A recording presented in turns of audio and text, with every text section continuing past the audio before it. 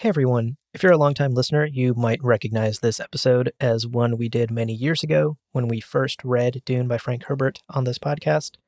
But we are actually remastering and re-releasing the entire Dune book club series for new fans who are diving into the books after having watched Denis Villeneuve's blockbuster films.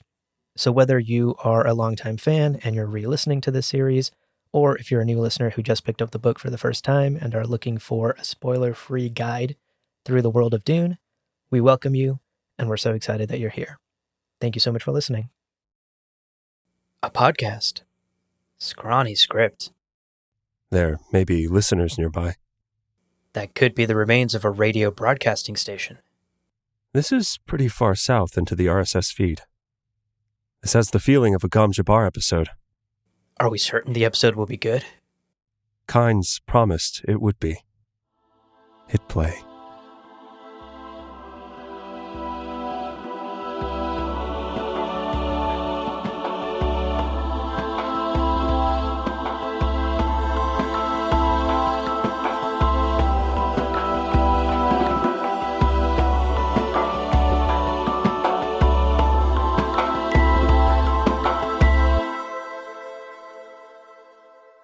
Welcome to Gom Jabbar, your guide to the iconic world of Dune. We'll be exploring the themes, philosophies, and characters found in the sandy depths of this vast universe, from Frank Herbert's groundbreaking novels to the adaptations on film and TV. My name's Abu. And my name's Leo. And Leo. Yep. It's time for Book Club 4, baby! Hey! I've been looking forward to this. This is fun. This is good. Yeah. I'm starting to enjoy these book club episodes. What? You mean to say you've been hacking this whole time? Yes, my joy and merriment thus far has all been an act. I knew it. And now I'm having fun. It is fun. And this is also, as we are in this part of the book, we are really getting to some very juicy goings on. We are really into Dune. I mean, again, we are almost halfway through. Yeah, we are blasting through this book. But before we get into the pages of this section, right? A couple of housekeeping things we always got to take care of. True. Yeah. First and foremost, just a reminder, this is part 4, and we are under the assumption that you have listened to the previous parts. But just in case you haven't, hi. Hi. Also, hello. Our goal with this book club is to cover the entirety of the book in preparation for the movie coming out later this year, and we'll be taking the book roughly 100 pages at a time per episode. And, you know, it's a book club, so email us. Let us know what you think. Let us know what questions you have. I've had some incredible conversations kind of off mic with people who are reading along with us, so absolutely send those our way. We love to hear them. So email us at gomjabarpodcast@gmail.com. Absolutely. And finally, as a reminder, these book club episodes are non-spoiler. We will not be talking about anything that happens in the pages beyond what we have covered thus far, which means anything past page 420, blaze it, it will not be covered on today's episode. So you don't have to worry about spoilers if you are a new reader, but if you are a returning reader or a longtime Dune fan, we'll still be bringing some deep lore insight and pointing out some of the tiny details that you may have missed on your previous reads. All right, Leo, before we get into today's episode and dive into these chapters, as always, we like to take a pause here and answer any mailbag questions that we receive from our wonderful listeners. And today, we have a message from Cheryl. Yeah. So the message reads, during their time alone together, Paul is trying to comprehend his new powers. His mother seems in shock or something, but I expected she would have been able to help him more than she does. It's a shift in their relationship that seems significant, but it goes by too quickly. Can you explain this? Does Paul have more ability than her at that point? Has he moved beyond her to a place she can't follow? Incredible question. Great question. It's great. I love it. Yeah. Yeah. And honestly, something that we touched on, frankly, in that book club episode, but didn't go super deep on. So I love that Cheryl wants more clarification on it because it is a very important point. So to answer the question, in brief, Yeah. I mean, like, that's kind of basically what's happening. Paul Right. is dabbling in powers that are simply beyond Jessica's grasp. It's something she has never experienced in all her training, with all her abilities, and all of the knowledge she has access to. This is something she does not know about. I mean, even as Paul says, he kind of calls out all of the Bene Gesserit, Jessica included. You were not expecting what I am, right? Yeah. They had plans. Paul is the, culmination of years and years and years of planning, and he is not what they expected. And he doesn't exactly know what he is. In that chapter, he's going, Mom, what am I? Yeah. This is crazy. What have you made me? What have specifically? Yeah, exactly. What have you made me? So the fact that she doesn't have a full grasp on what's happening makes so much sense. Not to mention, even fully fledged Reverend Mothers, they only have the access to genetic memories along their female ancestral line, but they cannot see any memories or any experiences of their male ancestors. And broadly, with the exception of maybe some like Mentat trained Bene Gesserit, broadly, they don't really have any ability to look forward, generally. Now, Paul, however, can do all of that. He's the His main powers character. allow him. He's the main character, guys. He's Neo. Yeah.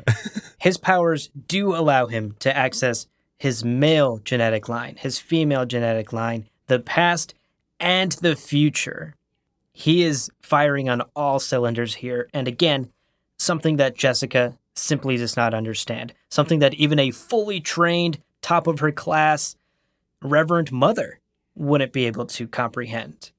He's firing on cylinders clearly that no one knew existed, and the full extent of his capabilities is, at this point, completely unknowable. And Jessica certainly doesn't know here. Jessica is a Bene Gesserit adept. Right. She is not a fully fledged Reverend Mother. She didn't pass those grueling tests that unlock that ability of genetic memories to become a Reverend Mother. She hasn't passed that test yet. And in fact, very few of the Bene Gesserit ever actually pass the test to become Reverend Mothers. It really is the best of them who go on to honestly ascend to this level in their careers. We're talking about a very small subset of very powerful and talented people. Jessica, as we talked about in our book club episode, extremely competent, one of the most powerful people in the Dune book that we have met thus far, but still not a Reverend Mother. She has still not achieved those heights. Yeah, and really just to kind of summarize, she is out of her depth, no doubt. Yeah. And I really love that the question kind of brings up grief and shock because keep in mind, first of all, she's learning that her son is definitely the main character of this novel. And then also she just learned that her dad is Baron Harkonnen, like the mortal enemy of her love and Duke Leto Atreides. God, that's got to be a gut punch on just a deeply spiritual level. It's got to be terrible. Yeah, it's got to shake her own sense of identity to its core in this moment. Totally. It's a lot to process. And also, lest we forget, they are literally in a tent in the desert after having their entire house and the man they love, Oscar Isaac and his beard, killed. Yeah. As far as they know, all of the Atreides and all of their allies are likely dead. And they are two survivors lost in the desert on arguably one of the harshest planets in the entire empire. You really can't blame Jessica for not thinking straight, even if she did at some point in one of her lessons long, long ago at the Bene Gesserit school learn about the Kwisatz Haderach and his abilities. She cannot be blamed for not being able to recall a lesson in this very moment. She is processing so much. Her son is awakening. He's being honestly kind of scary and creepy, predicting shit that's going to happen in the future, calling her out for being pregnant, telling her that Vladimir Harkonnen's her dad. It's a lot to process in this moment, and I really do like that Cheryl brought this up in her question. Grief is a big factor here. Yes, maybe Jessica could sit down and think about Paul's powers, but when is she supposed to do that? They are literally fighting for survival every minute here in the desert. Yeah. Just amazing question. Thank you so much for writing in. And these are the sorts of questions we love to get because it really is great to pause on these moments that pass too quickly. Yeah, thanks so much for writing, Cheryl. Okay, let's take a quick ad break, but stick around, dear listener, because we will be right back with the summary. We'll see you in a minute. Well, now that that's all out of the way, let's jump into the episode. And again, this is pages 327 to 420. Blaze it. Is how you say that number. That joke is going to get real old real fast. It got old, but now it's funny for me again. Like it's come around. The fact that it's old already is funny inherently. You're right. Like a steersman, like a guild steersman. It folded space, and now it's funny for me again. So we're starting with chapter 23, and the same thing I say every book club. The chapters aren't numbered, but the last one was 22. This one's 23. Great. We begin this section with Paul and Jessica still awaiting Duncan motherfucking Idaho's promised return. Mm-hmm. He's so cool. No, he's not showing up, though. And he said, I'm going to be there by that time. If I'm not there, assume I'm gone. They assume at this point they've been ghosted. We've all been there. He left them on red. So they suit up and they head out. They collapse their still tent. It's kind of a neat little process. The mood is tense after the last chapter where Paul basically reawakens into the Chosen One, a.k.a. the Kwisatz Haderach, and Jessica getting fucking blindsided by the fact that her father is Baron Harkonnen. Oh, brutal. They witness, as they leave the tent, Harkonnen ornithopters just kind of shooting the desert with laser guns.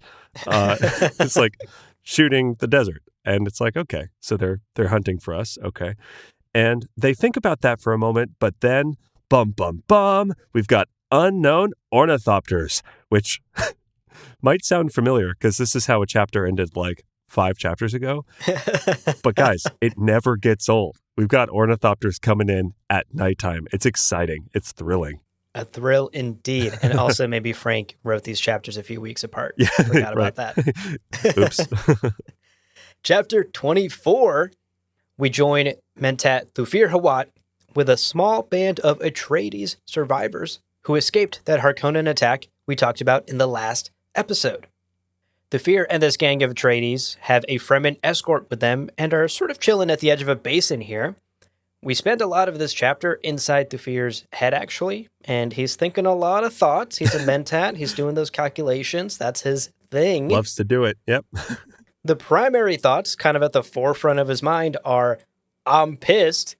I'm pissed at Jessica, who I believe is the betrayer who betrayed the Duke that I am extremely loyal to. We'll talk later about how mistaken he truly is here. Right. But in this chapter, it becomes very clear to Thufir, and to us as the reader, of course, how wildly overpowered the Fremen actually are. They pull off some insane stunts. It's crazy. In this chapter. Yeah. And again, put a pin in that. We are going to return to the Fremen in our takeaway section a little later on in the episode.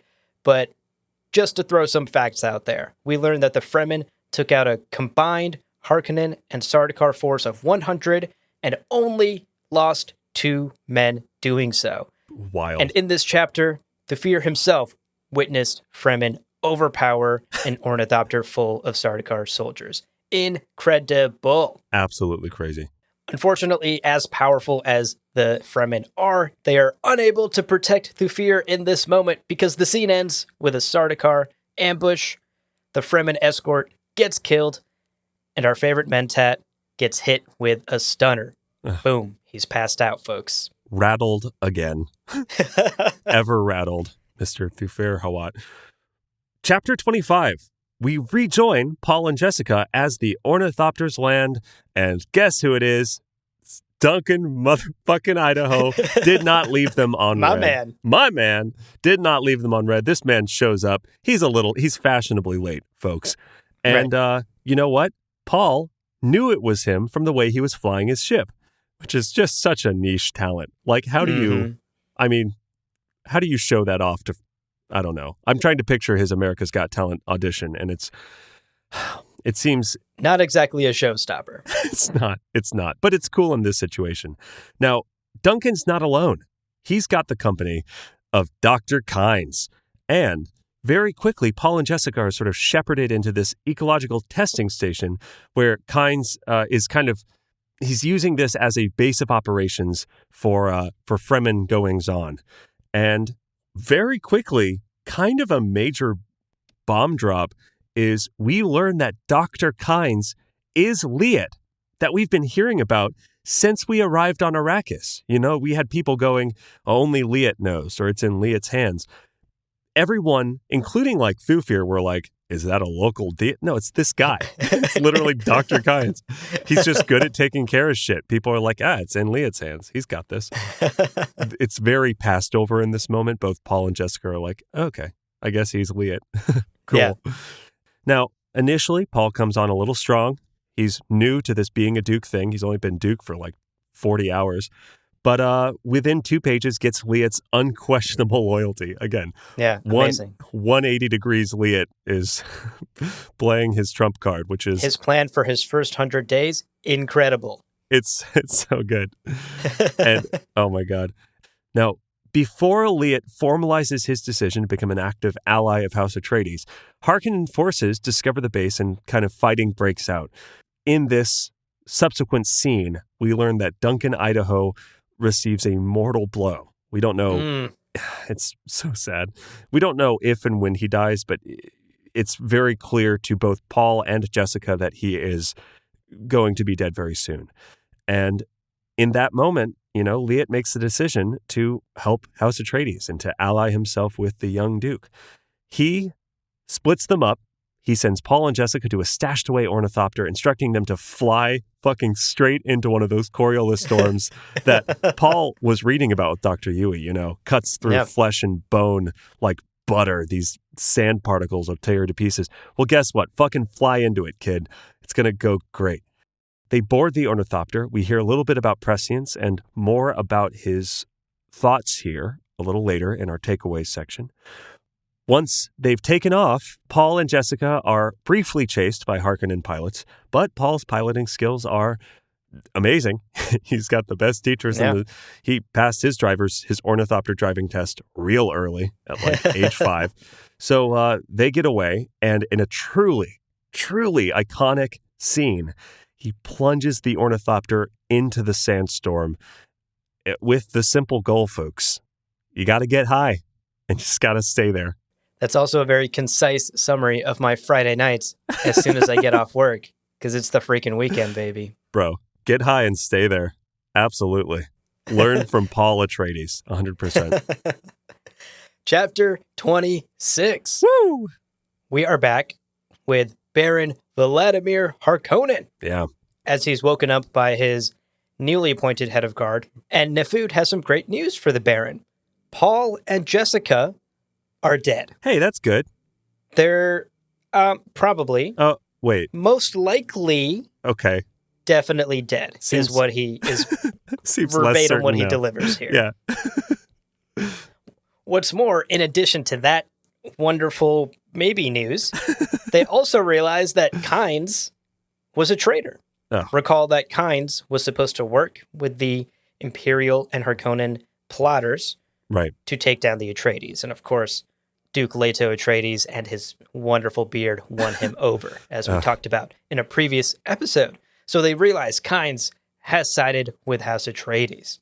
And a third piece of news that Nefud wants to bring here to the Baron is Thufir Hawat has been captured. Remember, 2 chapters ago, my guy got hit with a stunner. And now we learn where he ended up. He is in Harkonnen custody. Sort of. I mean, the Sardaukar have it. But the Baron's got a plan to get both Kynes and Thufir Hawat away from the Sardaukar soldiers and into his grasp. Specifically, Kynes is going to get killed, and Thufir Hawat is going to work for the Baron. That's the plan. Now remember, the Baron desperately needs a Mentat because his own Mentat, Piter DeVry University, hey, go rattlesnakes, is dead. So the Baron puts together this plan that he will woo Thufir Hawat with logic and a complicated combination of poisons and antidotes also. So kind of dangle his life in front of him as well, which to me, extremely convincing. So Baron, smart guy here. We also learn in this conversation that plans for Arrakis have changed after Piter's death. Piter was supposed to take over, at least temporarily, until Fade Rotha, the Baron's favorite nephew, could be groomed to take over Arrakis. Now that Piter's dead, in his place, Beast Raban will run Arrakis with a cruel iron fist. He will crush the populace, demoralize the people of the planet, and then Fade Rotha is going to swoop in and be the leader that will save these people. And in their eyes will be their salvation. That's the Baron's plan. Yeah. One final takeaway here in this chapter is that the Beast Raban brings reports of Fremen defeating Sardaukar to the Baron. And the Baron is utterly dismissive. Oh, yeah. Just is like, why are you wasting my time with this, Raban? I don't care about this. They're not Fremen. They were probably Atreides soldiers hiding as Fremen. Stop worrying about this.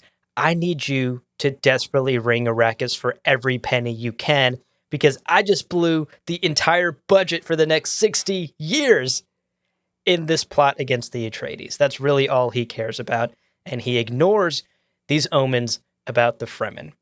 Dangerous mindset to have, Baron Vladimir Harkonnen. In chapter 27, we rejoin Paul and Jessica in the ornithopter nearly 4 hours later. This is a long flight. He's flying New York to somewhere 4 hours from New York. Paul's mentat awareness is just going. He is computing away, and he's kind of reading the different signs of the air and the different flows of the sandstorm. And at exactly the right moment, he plunges the aircraft into a vortex that ejects them safely from the storm.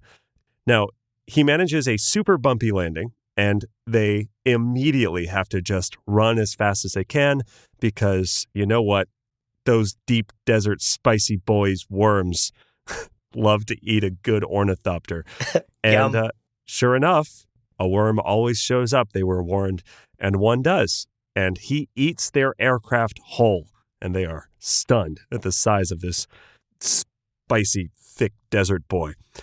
Anyway, I don't know why I got so aggressive with that. Oh my gosh. Sorry, he's a worm. That's what the ladies used to call me. Dang. Sweating. So, on the way into the desert, they decide to make camp.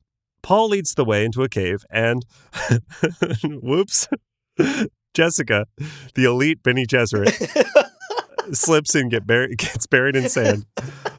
Nearly dies, this elite Bene Gesserit witch. It's a tough look. It's a tough look. Paul digs her out because he's the chosen one, and he can dig through some sand. And they lose their pack of supplies. And this is really a death sentence. I mean, again, one of our main takeaways from the first book club episode is how harsh Arrakis is. With the proper equipment, you don't lose water, but without it, you're dead. So they are basically doomed, and Paul has to figure out how to get their little pack of supplies back. He does about 8 pages of science of just really complicated. You know, he's making a foaming solution with an alkaline mixture of the spice and like the battery fluid from like a compass. It's a lot. I mean, I've read this section multiple times and I'm still like, oh, okay, that's very cool. I'm sure chemists out there are like, this is dope. But anyway, about 8 pages later, they've got their supplies back, which is great. Finally, the chapter ends with Jessica basically insisting that they return to Paul's Prana Bendu training because he kind of like panicked for a moment when his fucking mother got buried and nearly died, which is like super ignoring the fact that she's the one that fucking slipped and got buried. Yeah. He got down just fine, Jessica. I see what you're doing. Gosh, it's rude. Yeah. Projecting much. Come Bene on. Gesserit. Jessica. That's how they assert Harkonnen, dominance. as we've learned. She's a Harkonnen. I knew it. It's true. We heard that last episode. All right, chapter 28, the last chapter of today's section. We join Gurney Halleck. Yes. Remember him? Oh, love him. Love him, our Balisset playing boy. We know he's alive, and turns out he is with the smugglers, which is great news for anyone who is Team House Atreides. Another powerful lieutenant of the Atreides still alive and kicking, Yeah. unlike Duncan, Idaho. Oof. Rip. Too soon? So Gurney is sitting across from Steban Tuick, and we sort of learn Gurney's situation. He is here under smuggler protection with 74 Atreides men who also survived the attack with him. Now, the smugglers aren't so fond of the Harkonnens, Right. and Tuick actually makes it clear that the smugglers are happy to aid House Atreides and specifically help out Gurney and these 74 survivors Right. if they're willing to work, if they're willing to work off the debt of the sanctuary the smugglers have provided. Right. What the smugglers refuse to do is overtly side with House Atreides and obviously go against the Harkonnens or the Sardaukar. They want to stay covert. It's their entire MO. They're not trying to change that up. Right. Yeah. Gurney, on the other hand, is ready to go guns motherfucking blazing Yeah. to kill Beast Rabban, who Gurney learns from Tuick will be the one to now oversee Arrakis. Gurney, turns out, has personal beef with Beast Rabban, Mhm. and if you want to learn all about Gurney Halleck's entire history, we dedicated a full episode to him. Go find that in our feed. It adds so much context and flavor to Gurney's character in the book. It's a spoiler-free episode. Definitely check that out to learn about his relationship with Beast Rabban and why he so desperately wants revenge here. This scene is heartbreaking with all that context. Absolutely. Now, Tuick here is trying to spill some hot water on Gurney and calm him down. And it's basically like, hey, be smart about this. I can help you get revenge. I want revenge. They killed my father, as Tuick. I feel the same passion you do, but I'm not about to run in there on a suicide mission. Right. So he gives Gurney a choice. You join me and you provide me your skill set, your fighting capabilities, and I will strategically and slowly help you get the revenge you seek. Gurney decides ultimately that seems like a smart deal. This Right. Tuick guy's got a good head on his shoulders, but he's not going to force his men to follow him down that path. He offers his 74 men the same choice. Either join the smugglers or take one of the smuggler ships off planet and get the hell out of Dodge. We talked about Atreides' loyalty earlier, and these 74 men do not fail. Every single one of them choose to stay and fight with Gurney Halleck and support the smugglers. Now, this chapter and our section today ends on a very sweet and very sad note. One of those 74 men is injured and on his deathbed, and he asks Gurney to come over and serenade him on the balisette. Gurney knows exactly which song to play, and the man passes away. And the chapter ends with, and then we were 73. Man, it really is one of the sweetest, saddest moments. Yeah, and what a brilliant way to show, not tell. We see here Yeah. how loyal the Atreides forces are and how close Gurney is to his men, that he knows exactly what song to play to let this man peacefully die. It just shows us we don't have to be told that Gurney is close to his men or his men are loyal to him. What a perfect scene to just show us. It's like a family, and they are clearly closer than just nameless comrades in war. Yeah. Anyway. Wow. Well, Anyway. before I tear up this early in the fucking episode. Okay, we're going to take a quick break here, but stick around. Right after this break, we're going to be talking about how big of a deal Mentats are, even though they keep messing up left and right. So hang out. Okay, Leo, let's talk our takeaways from this section. We have 3 major takeaways from these pages. Yeah, I'm excited to talk about this. Takeaway number 1. Guess what, guys? Mentats are a big deal. Yeah. We hear a little bit about them. We hear about Paul's training. We got a bit about Mentats before, but in this chapter, we learn a ton more about them. And we also spend a big chunk of this chapter inside the head of one. Right. Then we get Baron, who is not a mentat, to be very clear, basically talking about mentats and talking about how he deals with mentats and kind of in some way the weaknesses of mentats. It's a fascinating bit of data.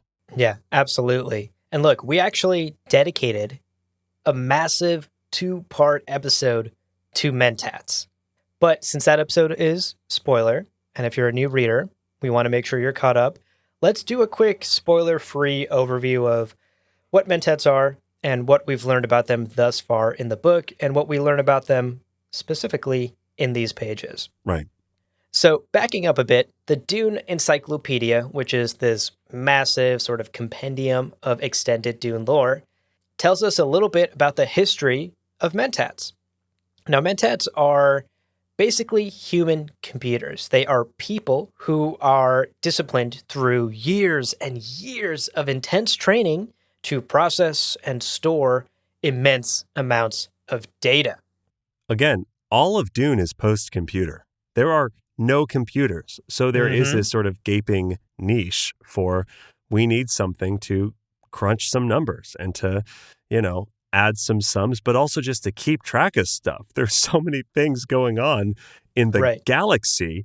We need some help. And the guy who basically showed up to help humanity on this kind of big puzzle was Gilbert Albans, who started the Order of Mentats basically 10,000 years before this book. Mm-hmm. Now, he was doing some light reading, kind of perusing some novels on the Butlerian Jihad, just checking some facts. And he kind of figured, and this is kind of a bold assumption, but he kind of figured, we made computers from scratch, us humans. So we have to be able to do what computers do, right? Like, obviously, we can do anything a computer can do. We just got to work hard enough. Yeah, I don't know if I necessarily agree with Gilbert Albans here. I mean, this sort of reeks of, I created you and I can unmake you energy. Like, sure. Just because we make computers doesn't mean we can do everything computers can. It's an extension of our capabilities. Yada, yada. We don't have to get into that. But the point is, he uses this logic is a word I'm going to use very loosely here. But he uses this thought that we made computers, why can't we just do the things that computers do?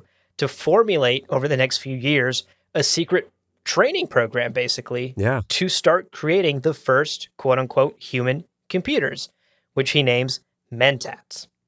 Their job is to crunch data, crunch numbers, and sometimes with quite shocking accuracy, even predict future events. Yeah.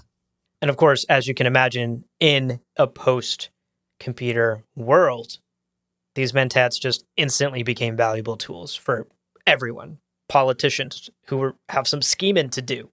Merchants who need someone to balance the motherfucking budget. Right. And honestly, like any other powerful group in the galaxy who needs to do any sort of massive logistical task that a computer would, now they did it through these highly trained and extremely valuable mentats. Keeping track of the plot of Kingdom Hearts takes a mentat, folks. It's wild. Yeah. That really pushes a mentat's abilities, but might be impossible for a mentat. And to that end, mentats are not foolproof, as we've seen like a dozen times in these first 400 pages. We get a lot of examples, and it's tough because we really have to keep in mind that this is the first 400 pages are kind of the exceptions to the rule. Mentats are excellent for like 9,000 years until these pages. Exactly. Dune really is a story of unprecedented things happening. The Kwisatz Haderach. Yeah. Sardaukar losing to Fremen, Exactly. It is a series of just unprecedented events. So that's something to keep in mind. I mean, we talked about early on the traitor, Yui, a Suk doctor, having his conditioning broken. Unprecedented. Yeah. A lot of things happening in this book have never happened before in the tens of thousands of years of human history. Something to keep in mind. Even Paul using the voice in the last section before he kicked that fucking dude's heart in. And exploded his heart. Paul using the voice is the first time a man has ever used the voice trained by Bene Gesserit in tens of thousands of years. It's, again, unprecedented things. So we have some examples to go through, and let's go through them. The first one, which is just infuriating, considering we find out that Dr. Yui is the traitor on like the third chapter. Thufir is just sold on this Jessica train, which doesn't make any sense. She made some pretty good arguments, but he just ignores them, I guess. Yeah, and he's clouded by bad data, honestly. He fears Jessica's powers, which were on full display when she used the voice on him. Right. He inherently just distrusts Bene Gesserit witches, his word, not ours. Right. And what's funny is, if you recall a few chapters ago, in that one-on-one conversation that Thufir and Jessica had, Jessica calls his ass out about this. The fact that he's clouded, that his judgment is clouded and he's using bad data. She says to him, quote, Thufir, I want you to examine your own emotional involvement in this. You're the embodiment of logic, a mentat, anything outside yourself. This you can see and apply your logic to it. But it's a human trait that when you encounter personal problems, those things most deeply personal are the most difficult to bring out for our logic to scan. End quote. Amazing. Yeah, so good.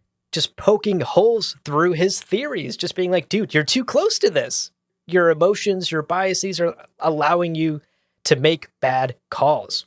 And he responds totally maturely and is reasonable. And again, the embodiment of logic. No, he gets all defensive and childish. Yeah. Come on, Thufir, best in the universe. Come on. He goes, quote, you think now to teach me my trade. The finest mentats have a healthy respect for the error factor in their computations. Yeah. Exactly what she's saying, dude. Yeah, man. Come on. Damn it, Thufir. Thufir, my guy. Listen to what she's saying instead of ignoring the motherfucking error factor in your computation right now. Yeah. Oh, Lord. It's wild. One of the best mentats in the galaxy, and he's just being duped because he doesn't trust Bene Gesserit, and he's scared and emotional, and this is a high-pressure situation. You can't necessarily fault him, but man, is he being ignorant and blind in that scene. And to be fair, the Bene Gesserits are like super secretive and clearly have powers that are not there's his distrust is warranted, to be totally fair. He's got a big data set, and it's just leading him to the exact wrong decision. Exactly. Also, a little side note, you're ignoring the error factors in your computations is straight up going to be my new clapback in any argument. You've said that to me like fire. 6 times in the last 2 weeks. Right. You know, we're in a disagreement about the script, and I'm just like, Leo, you're ignoring the error factors in your computations. And I back down. I'm like, listen, I'm not going to be like Thufir. I'm going to, I'll be humble. I'm going to listen. That's a freebie, folks.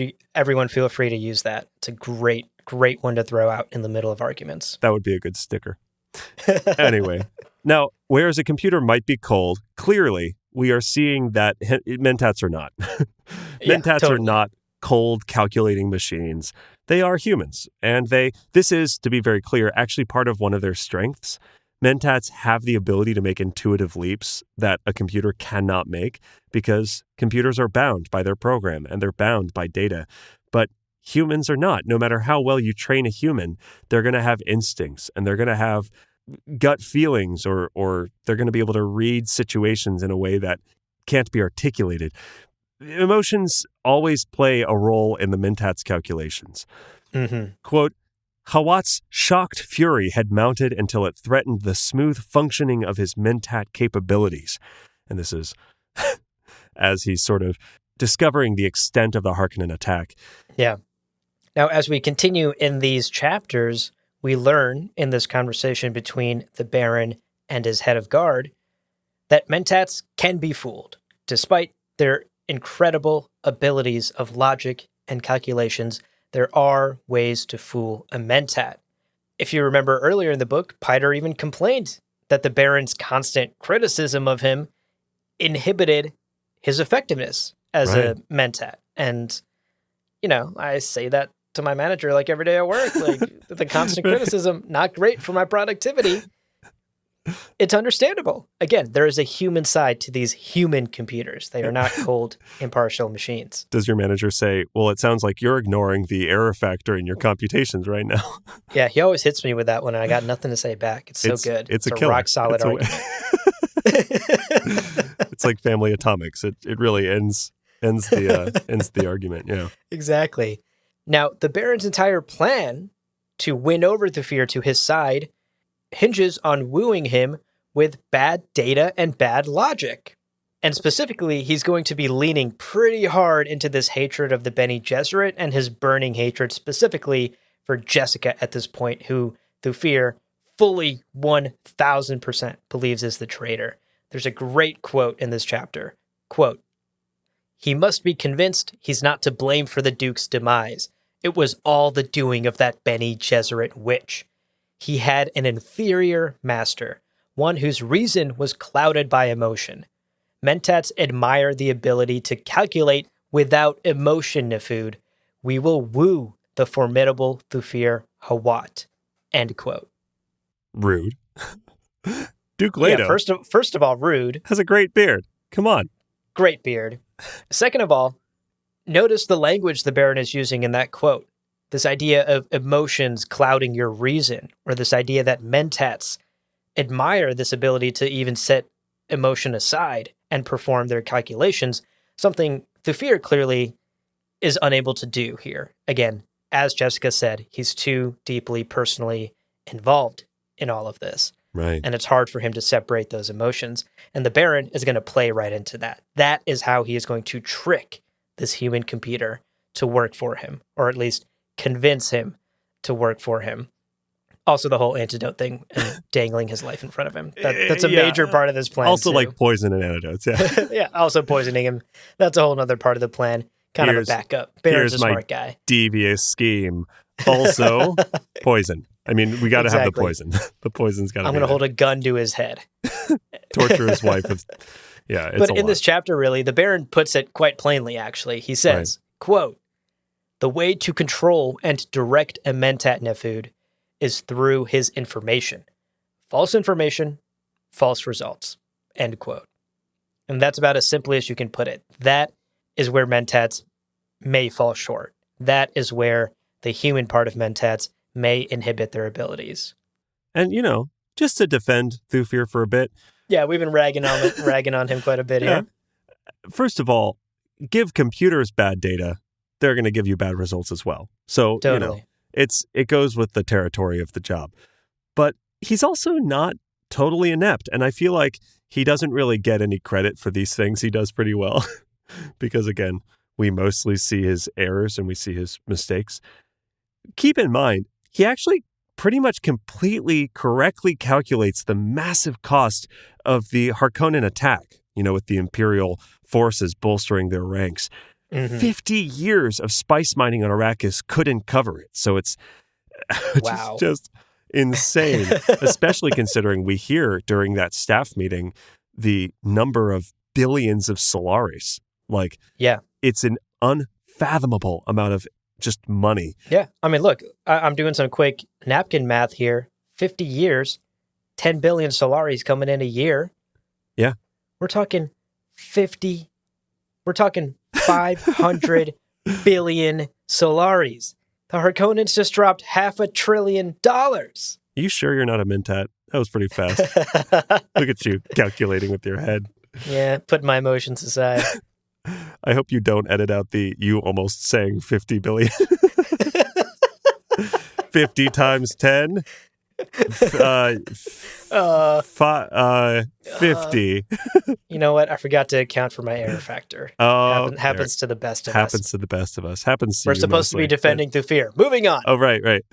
Something else that Thufir does incredibly well and is quite impressive here is in that chapter where he's talking to the Fremen escort and he's got these Atreides survivors with him, some of whom are injured, gravely injured. He very deftly navigates this tense situation with a scout. There is a culture barrier here. These people are not talking the same language. The Yeah. Fremen keeps bringing up this idea of water and the tribe and is quite cutthroat about the survivors, the Atreides who can survive and the ones who are too wounded to continue. That's not Thufir's mindset in this moment, of course. He's got that Atreides mindset of no soldier left behind. He has to sort of navigate this confusing conversation with the Fremen. And ultimately, against the wishes of his men, against their opposition, he manages to forge an alliance with the Fremen and gain his help. It's impressive. That's not easy to overcome those cultural hurdles. No kidding. I mean, remember Jessica nearly dying against Shadout Mapes in a very similar Right. conversation. Again, she is a trained Bene Gesserit with this unfathomable power. Thufir is a very competent Mentat, but he's no Bene Gesserit adept. So it's really, you're absolutely right. It's wildly impressive that he gets through the conversation the way he does. Not to mention, cross-reference this chapter with Gurneys, with the smugglers, and see how close the Atreides men are. You know, they know each other's names. They know each other's favorite songs. They know their, considering all of that, we have this added element of the cutthroat Fremen approach to, well, he's dead, and you're going to die if you don't have water. So let's get the water out of that dead person who's now no longer a person, and you'll survive. The water needs of the tribe need to be met. It makes sense in the deep desert, but it's really hard for the Atreides men to wrap their heads around. And despite that, Thufir prevails, if not only very temporarily before getting fucking stunnered. But again, you know, you can't calculate your way out of a stunner bolt. Yeah, absolutely. And one final positive note that I want to throw at Thufir here to wrap up our first takeaway is that in his conversation, the Baron mentioned that the reason he needs Beast Raban to squeeze Arrakis for everything it's worth is to, you know, make that $500 billion back, but also because the Baron's own secret stockpile of spice has taken a massive hit. Because if you recall, in almost a throwaway line earlier in the book, Thufir and Leto talk about a secret suicide raid that Thufir orchestrated that would sort of hit the stockpiles of Harkonnen spice that was hidden, because they knew that's where the power was, that's where the money was. Right, yeah. And so we have to give credit to Thufir here. He orchestrated a successful raid that hurt the Baron's personal stockpile enough that he is now desperate to make that money back. He's doing a lot. He's working hard in the background, and we don't always see it. We just happen to be there every time he trips and falls. His trips are monumental.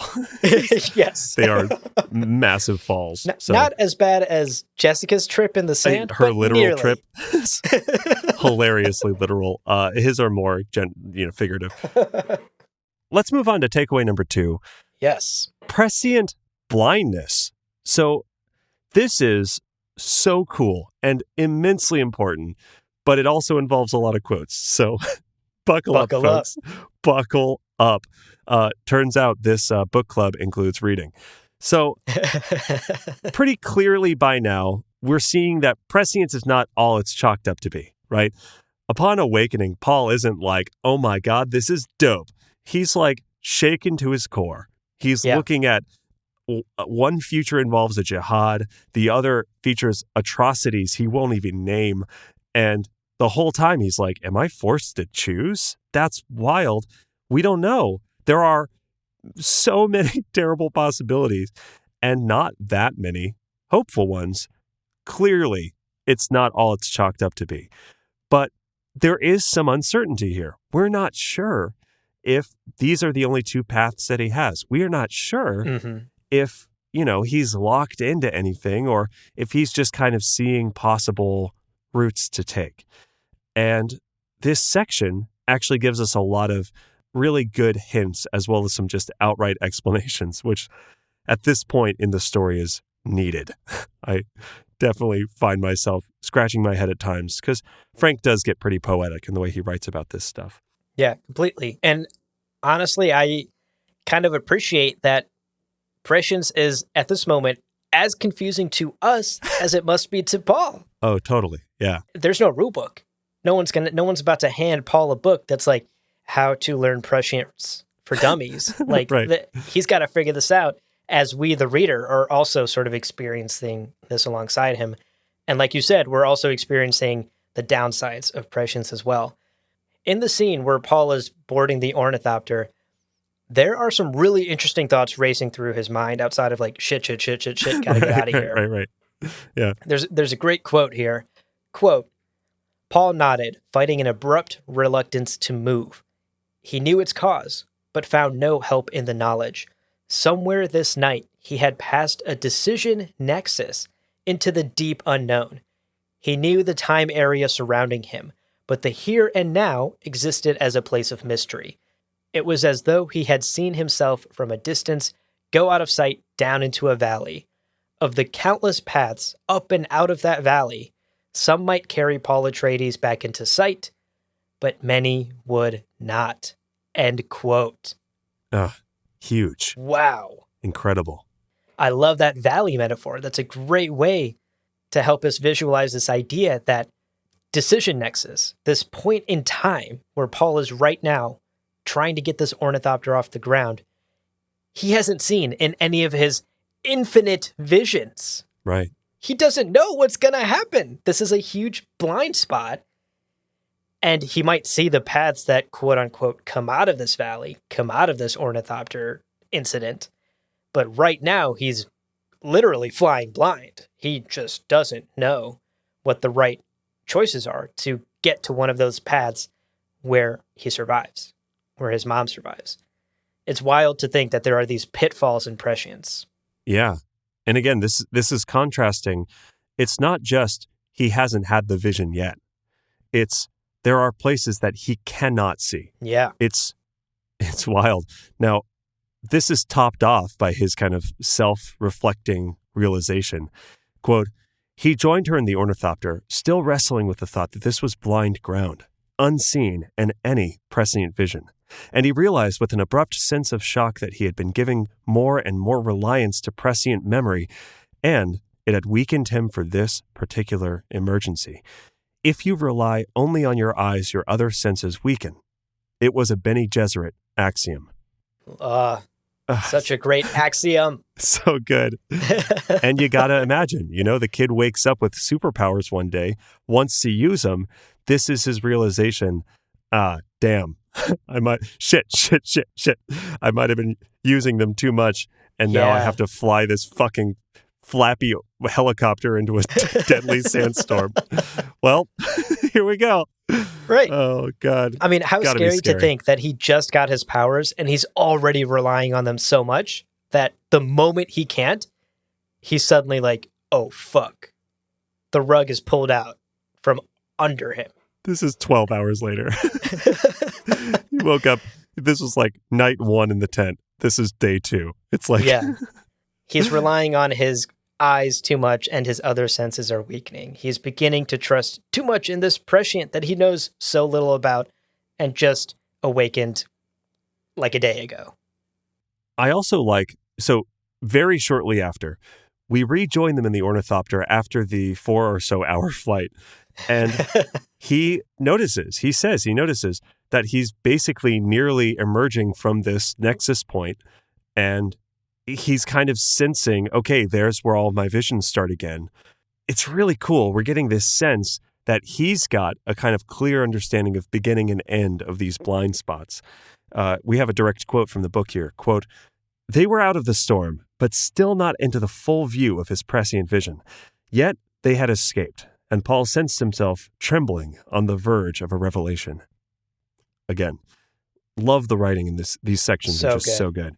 No, I really relate to Paul here. I understand his fear because I too have found myself trembling on a Spirit Airlines flight. I can understand some of what he's feeling. Every Spirit Airlines air flight ends with a revelation. And that revelation is never fucking again will I fly on Spirit. Why did I make this goddamn mistake again? Dude, I bought every the ticket. time you book a Spirit flight, you're walking into a decision nexus, baby, that no one sees. No one knows what's going to happen with that flight. And you sit down and you think, Our fate is in the hands of that pilot up there and his training. Many paths lead a Leo alive, landing at LaGuardia. That's so silly.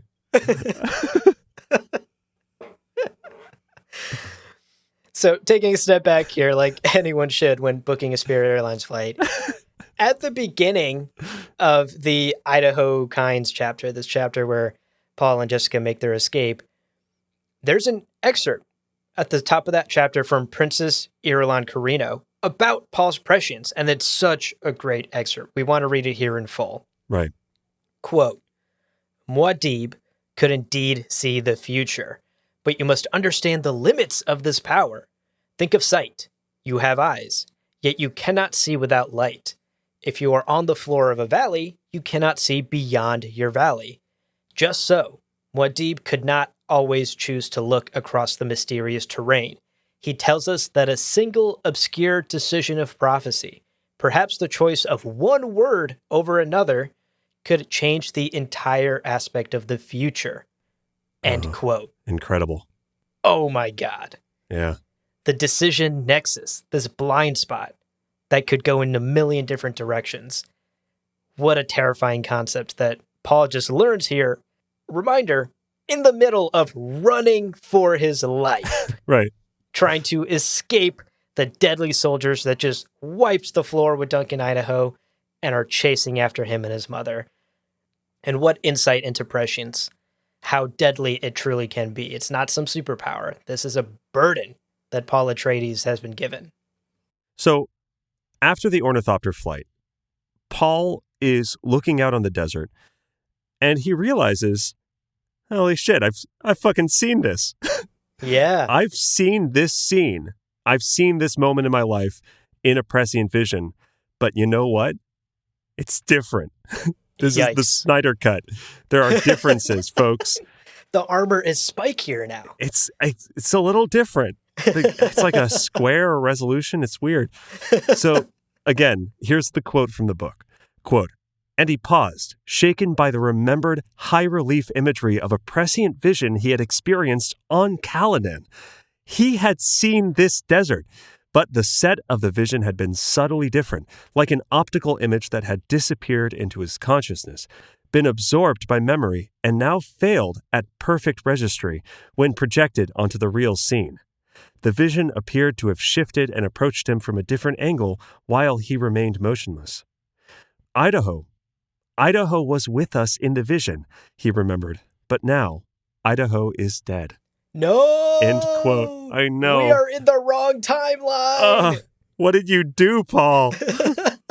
Again, what decision did he make What that single changed word? the outcome? Yeah, it's crazy. Can you imagine the guilt that he must be feeling at this point? Knowing like, oh, there was a path here where Duncan, Idaho didn't have to die. But also where we don't know, and I don't think Paul knows, what is his agency, right? Right. Did he affect that? Yeah. Was that random chance? Was that just a flip of a coin? Could he have changed it? I mean, can you imagine the questions running through his mind at that moment? Oh, it's got to be so fucking confusing. Oh, man. Like, imagine watching your favorite movie and then just it's a different actor. And you're like, my God. Wait, And you'll still enjoy the movie, but God, it's got to be weird. Right. Like, why is Paul Rudd playing Harry Potter? And also, I think Where Ron's did Daniel dead. Radcliffe go? I think Ron's dead. That's. I guess the movie still works. It's actually not that much worse, but Markedly better in some ways, actually. But wow, it's actually great. Directed by Zack Snyder. Get out of here. That's crazy. hell yeah. Hell yeah. Yeah, that's a great example. It's like watching a movie you've seen before, but things are just different enough to be extremely off-putting. Yeah. And maybe you had a hand in making them different. Did Yeah. you sign that Zack Snyder petition that led to this Harry Potter reshoot? Who knows? Like that's what he's feeling at this moment. Can we and make that happen? Can we make that happen, Oh, please? we gotta make that happen. That's absurd. Oh my God.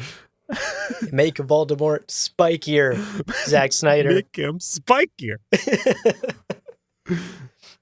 All right, let's move on to our final takeaway for this episode. Takeaway number 3. Never underestimate the Fremen, folks. Never do it. We see Fremen prowess on full display in this episode. We've only just heard about it or hinted at it up until now. But now, folks, we see it. Thufir Hawat sees it live. And, oh boy, everyone in the Imperium was wrong about the Fremen. It's wild. Yeah. It is wild how incorrect every single person in power was about these people.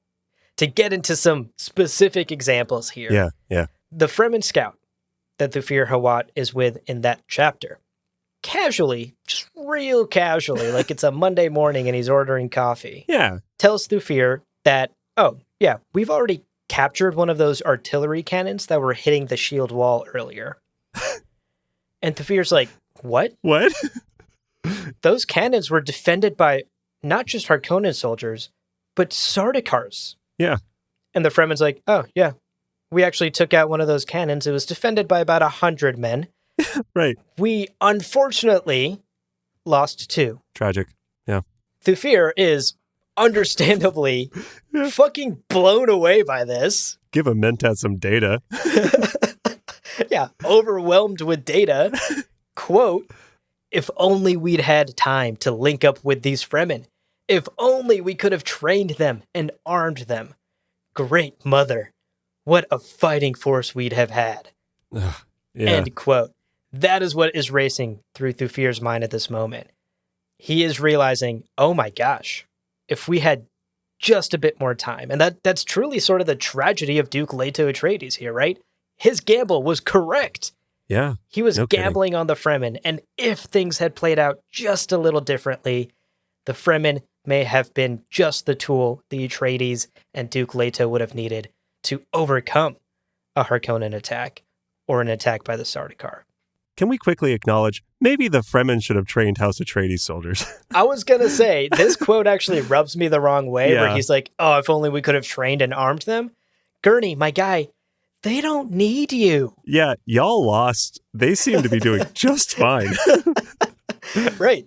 Clearly, the training would have gone the other way. Again, another clear example of, even though it's right in front of his eyes, he still can't help but underestimate these people. Bad data. Bad data, y'all. Data. Yeah. Bias. It's incredible. So this scene continues, and the Fremen here actually doubles down and flexes even harder. He's like, you're not impressed enough. Yeah. Quote, we would not have lost the 2 except for those others fighting beside the Harkonnens. Some of those are good fighters. End quote. Some of those are good fighters. Get out of here. God. Oh my God. He also tags onto this.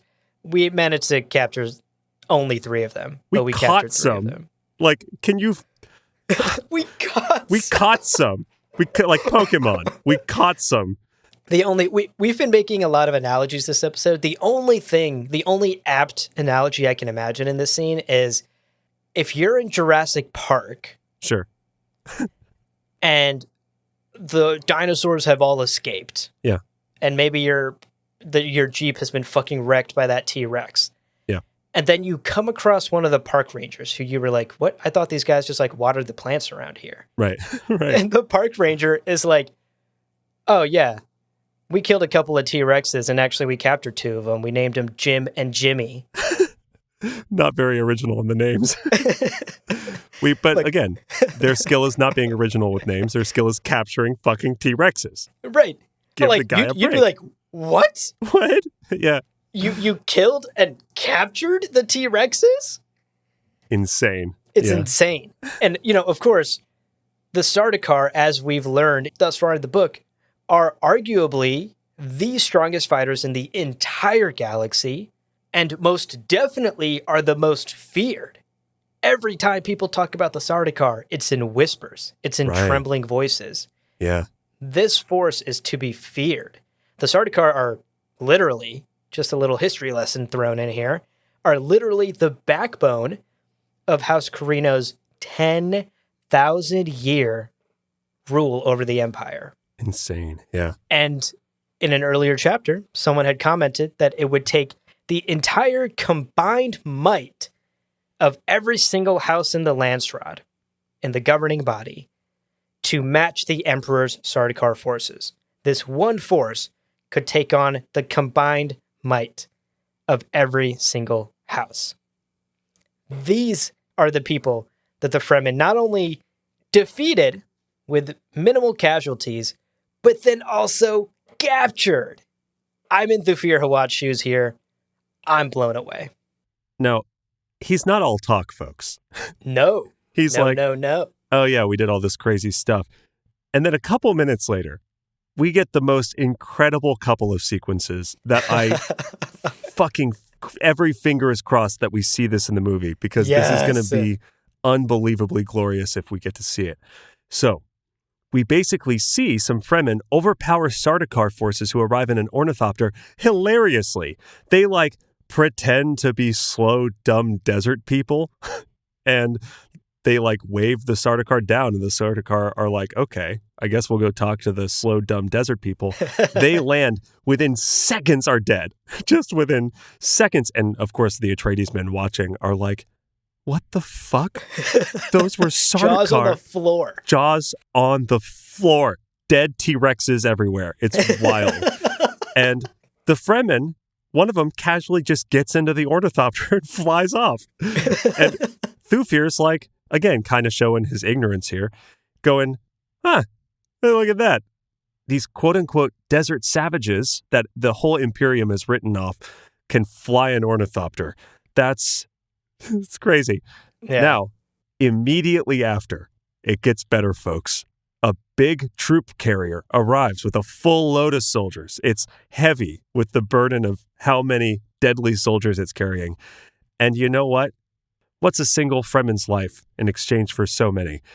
The Fremen who captured the ornithopter just flies the ship straight into the troop carrier, taking out the entire thing as well as the soldiers inside. Oh my God. And the Fremen's like, yeah, makes sense. Listen, and this is the quote, "A reasonable exchange," said the Fremen beside Hawat. "There must have been 300 men in that carrier." Jesus Lord. Jesus. Reasonable exchange indeed, my dude. That's wild. Wow. 300 T-Rexes. just a spaceship full of T-Rexes. Dune, baby. You're the kid in Jurassic Park just watching T-Rexes get wiped out. It's incredible. I don't know where you pulled this analogy, but I love it. That's great. It's very silly.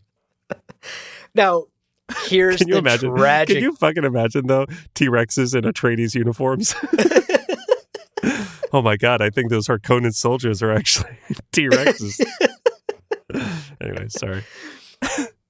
Now, the most tragic part of all of this is that right after we witness all of this happen, in a subsequent chapter, the Baron brushes the Fremen off. Again. He totally writes them off. Yeah.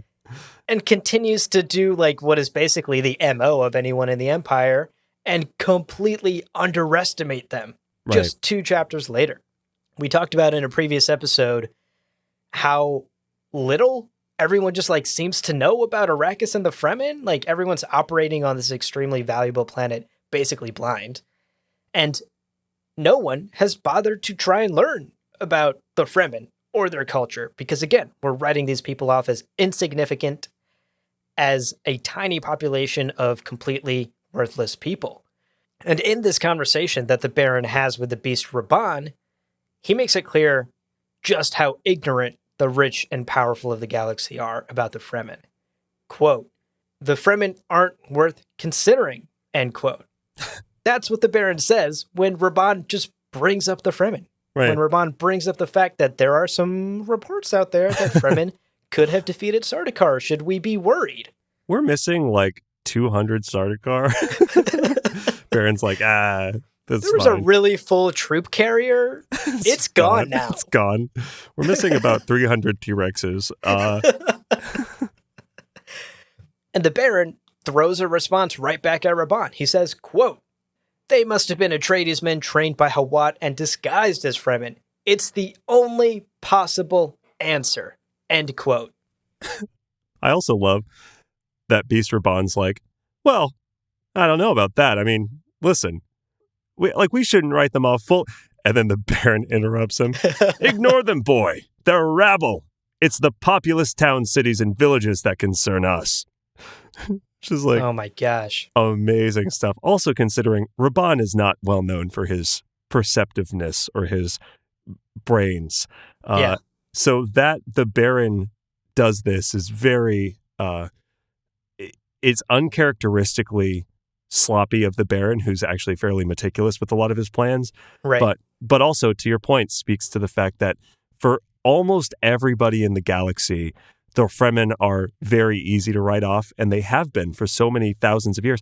The Harkonnens have been on planet Arrakis for 80 years, and not once has the Fremen populace demonstrated themselves to be anything other than what the Baron expected them to be. Brilliantly. Like, that's the plan. Fly under the radar. Do what the smugglers do. But still, it's pretty wild. Yeah, it's absolutely insane. I mean, the vibes of this conversation are straight up like talking to your manager who refuses to listen that this project, buddy, is going to go way over budget. Like the Beast Raban is like, dude, we don't have the budget to do this. And the Baron's answer is like, we're going to do it great. It's going to be excellent. Everything's going to be CG. It's going to be great. Exactly. Make it all CG. You know what? Replace all the orcs with CG. It'll be fine. It'll be great. And then we end up with the Hobbit. Like that's the vibe that I'm getting from this conversation. Poor Raban is speaking truth, and the Baron refuses to see it. And those are our key takeaways for this section. Yeah. 1, Mentats are a big deal, and they're critically important to the Empire. 2, prescience isn't all it's cracked up to be, and it's got its pitfalls. Yep. And 3, the Fremen, they fuck. they fuck. Yeah. Overpowered, incredibly capable, probably in bed, definitely on the battlefield. The Fremen fuck. Indeed. Alrighty, it's time for another break, but stick around because in just a minute, we're going to get into our lightning round deep cut lore nuggets. Stick around. All right. Well, I think it's about time. We've delayed enough. Let's open up the Frem kit of our deep desert nuggets, our little spice nodes, and let's get into some of these fun, deep lore cuts. So to start off, Distrans! Hell yeah! Yes. Love them. They're adorable. When Thufir and his short-lived Fremen escort are hanging out in the basin, we actually see our first example of a Silago bat Distrans. We covered this in depth in our kind of animals episode, but basically, very quickly, Silago bats are small, little bats that are used as a secure communication method across the desert. Kind of like carrier pigeons, but, more suited for desert stuff. Right. The Distrans themselves are actually small neural implants that can basically transfer messages between people who have the receivers and transmitters. We do see in this scene the Fremen use a transmitter. Quote, the man took a tiny tube, held it beside the bat's head, and chattered into the tube. Then, lifting the creature high, he threw it upward. And it presumably flew away and didn't just come tumbling back to the ground. Now, the Distrans and Silago bats are pretty much the only secure means of communication across distance in the deep desert, where we basically know there's no cell phone antennas or, your LTE is definitely running out. You're on like 2 bars at best. But also, as covered more seriously, static from the desert basically destroys most signals. Yeah. There's also kind of a weird moment here where he kind of spits into the bat's mouth. So weird. It's not exactly explained why he did this. I didn't see in the kind of encyclopedia mention. I just think of it like he's giving a dog a treat. And he mentions, that makes sense. And he mentions I'll be sad when I see this one go. Maybe they fly off sometimes. So, give them some spit, give them what they like, and they hang out. Leo, that's a great theory. Any bat experts out there want to confirm and deny that? Hit us up. Hit us up. commentwarpodcast@gmail.com. We want to know about bats, folks. Send us bat facts. Should we be spitting in their mouths? Yes or no? Quickly. Drop those bat facts, folks. All right, nugget number 2. Yes. Balisets. Yeah. What the heck are they? Gurney's always got one. He's strumming one in It's that great. final chapter. Yeah. According to the terminology of the Imperium at the end of the book, quote, a 9-stringed musical instrument, lineal descendant of the zithra, tuned to the Chiswick scale and played by strumming. Favorite instrument of the Imperial troubadours. End quote. Mm. That's a string of words that makes no sense to me, and I don't think it's just because I'm bad with music. Sure. Now, the Dune Encyclopedia elaborates a bit further on what balisets are. And yeah, it's related to a guitar in many ways, basically. It's a stringed instrument that you strum. Now, the manufacturing of balisets is a wildly fickle process. It involves multiple periods of like hour-specific time in the sun, and the whole process takes a third of a year to complete. Oh my God. Yeah. So a handcrafted, high-quality baliset, it's going to cost you some money, folks. Not It's easy true. to make. It's true. Next up, we've got spiced coffee. Yeah. Yes. Yes. So we've heard about spiced coffee before, and we're going to continue hearing about it because it's one of the few like food and drink items that we hear pretty consistently in Dune for basically all of the books. And I just wanted to give some depth to it because the Dune Encyclopedia has a particularly fun section about this. We have a recipe for spiced coffee Oh my God. written by Jessica Oh my God. to the head chef of House Atreides, and I'm happy to share it here, folks. Yeah, You can grab a make it- notepad, folks. Write this one Grab a down. notepad. This episode will delete upon completion. They can't listen to it again. 175 milliliters of water for each cup of coffee. Don't ask me how many football fields that is. I have no idea. 15 grams of Fremen grind coffee, which is very fine. So very, very fine ground coffee. 5 milliliters of spice for each cup. And then, of course, sugar or honey to taste. The instructions are pretty straightforward. Use a drip coffee pot, no Ixion Keurig machines here. Pour boiling water and allow to drip slowly, and afterwards add spice, sugar, or honey to taste. If you want to substitute for spice, you can use cinnamon because it's often described as a very rich cinnamon smell. So, whereas we don't necessarily know what it tastes like, that's kind of what people do here on Earth in the today era. And finally, hilariously, as part of this handwritten note, Jessica jabs at someone named Daba, who basically, in the past, used the wrong melange. So, like, she's like, use this specific spice for making this coffee, talking to you, Daba. So, guys, point is, get your shit together, Daba. Get your shit together, Daba. Make Jessica a proper cup of coffee. Come on. What are you doing?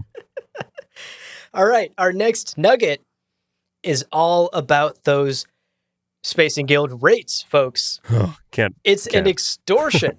We Yeah. get multiple references to just how costly this attack on Arrakis was. Thufir estimated that it took 50 years worth of spice revenue.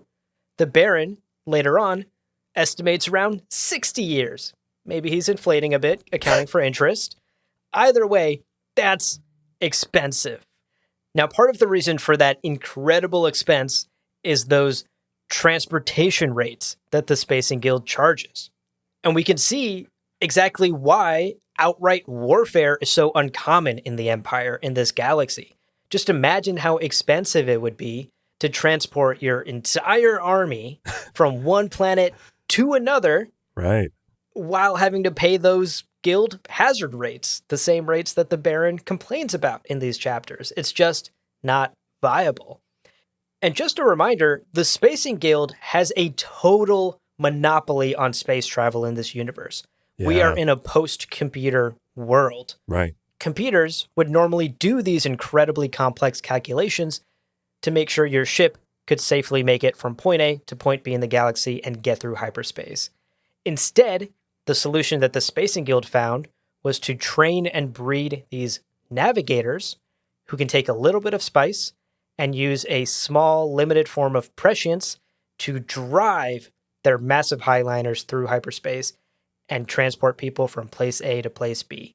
They filled that niche, they created a business out of it, and now they have an Amazon-level monopoly on transportation in the galaxy. So the next time, folks, you are thinking about taking the kids to Disneyland on the planet Bella Tagoos, be ready to pay those pricey guild tickets. It's not coming cheap. Oh my gosh. But it's worth it. Disneyland Bella Tagoos is just about the best. Second only to Disneyland Tokyo. And the final little spice nugget that we've got is simply laser gun plus shield equals massive boom. Kaboom. Kaboom. You may have wondered why there are so many close quarters and blade combat instances in this book. You know, early training scenes, Paul is training with a knife, and there's just a table of knives. It's all knives. It's all knives and swords. And part of this is because of the trick that Duncan pulls in one of these chapters. We covered this effect extensively in our Holtzman episode, which is one of our spoiler-free episodes. And honestly, guys, one of my favorite of the ones that we've done. It's so good. Some of my favorite jokes. But basically, to very quickly summarize, Holtzman was the man responsible for inventing shielding technology as well as like all of the other important technologies. But basically, the shielding technology is his.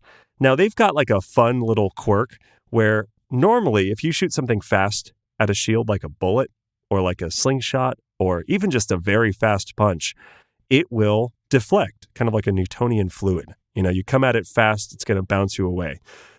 If you shoot it with a laser, it causes subatomic fusion. Like it's a nuclear explosion. And that's not always the desired effect. You don't always want, you know, you brought a nuclear warhead to a gunfight, my guy. Calm down. So because of this, guns are almost never used in combat, basically at all, because normal ones are useless and laser ones are way too useful. In the wrong way. It's the two ends of the spectrum. They either do nothing or they do way too much. Blades in hand-to-hand combat are the most effective way to get around shielding. And to wrap up this nugget, you can learn, again, as I mentioned, more about Holtzman effect and how all of those things kind of work in our Holtzman episode, as well as actually we had a Tech of Dune episode, which I really enjoyed as well, and is also spoiler-free. So check those out. Totally. Wow. Another one in the books, Leo. We did it. Man. This one was a doozy. Yeah. We're recording this on the hottest day in New York with our ACs off, folks. It's dedication. This is method podcasting. We are feeling the heat of Arrakis. We have created, I have sand in my booth. I have tiny worms and poison everywhere. We got to put ourselves in the mindset, you know? It's dedication. That's what we do. But we love it.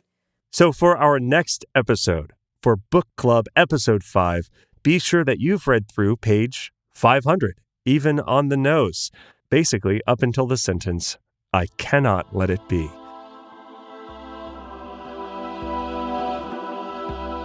Well, friends, there is no real ending. It's just the place where you stop the recording. But this podcast is always one step beyond logic, so help spread the word of Muad'Dib and leave us a review on Apple Podcasts.